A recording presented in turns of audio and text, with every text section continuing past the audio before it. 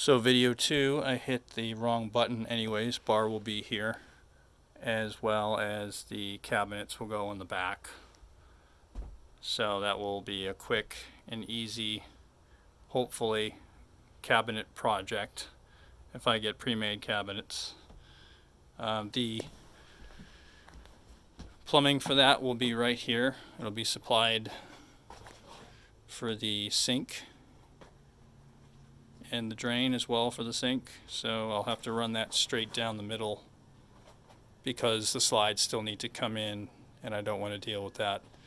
Trying to get moving pipes is not a good thing. So I went with the barn door style here, still doing a little more work on it, but it's coming along pretty good. Does that nice little slide there, so I'm real happy with the bathroom. Came out pretty good.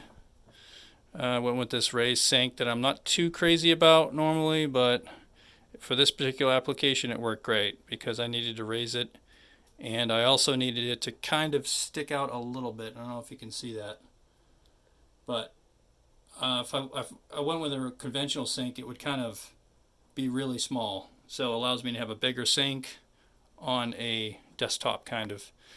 Last thing, I'm still working on that wonderful on-demand water heater.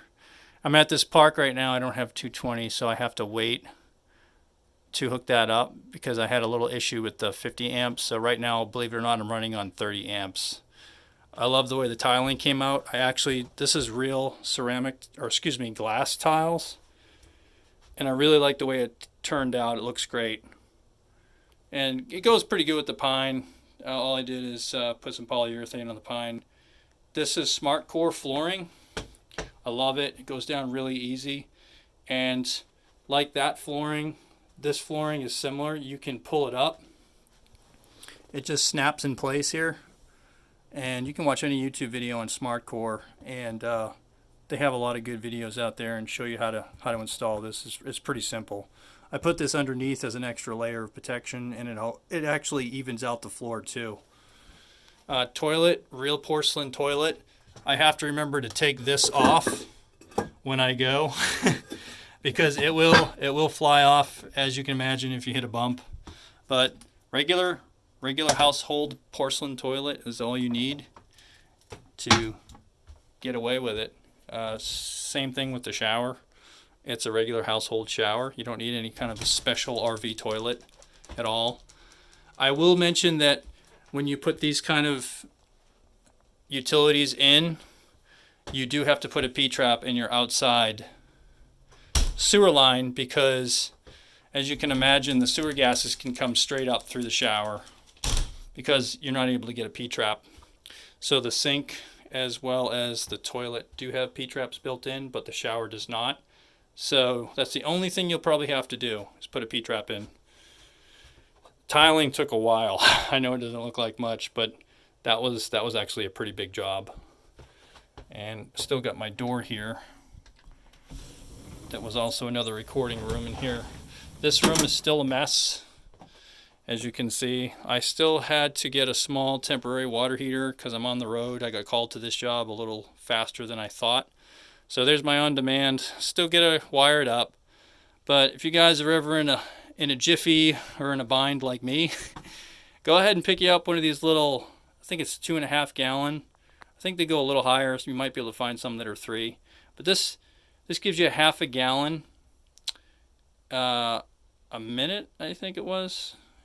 I'll have to double check, but I think that's what it is, which is pretty good. It gives me about a good maybe 7 minutes of constant hot water if I'm lucky and I don't use too much of it.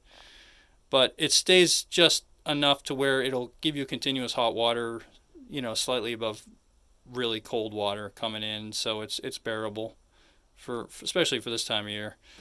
But it's enough to get you by if you're in a bind. So it's definitely not going to give you a super long shower, but enough to take the edge off. Still got the hookup for the washer and dryer and the drain. So as soon as I get some time and of course a little extra money, this is where the washer and dryer are going to go. Be a stack right here. And I haven't decided what's going to go in this corner yet. But yeah, have to fix the AC still.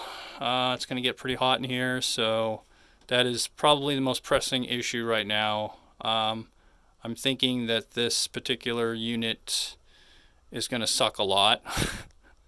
A lot of power, so right now I'm just double checking to see how much I can pull without flipping this gentleman's 50 amp breaker at the RV park, who's been so kind enough to let me stay here. So yeah, just wanted to do a quick, hopefully quick video without wasting too much of your guys' time, but I might put some glass windows over here. Right now the door's kind of serving dual purpose, but not worry too much about privacy because it's just me. But hopefully all you guys got something out of this. If you have any questions, please leave them in the comments below, and feel free to like and share. Cheers.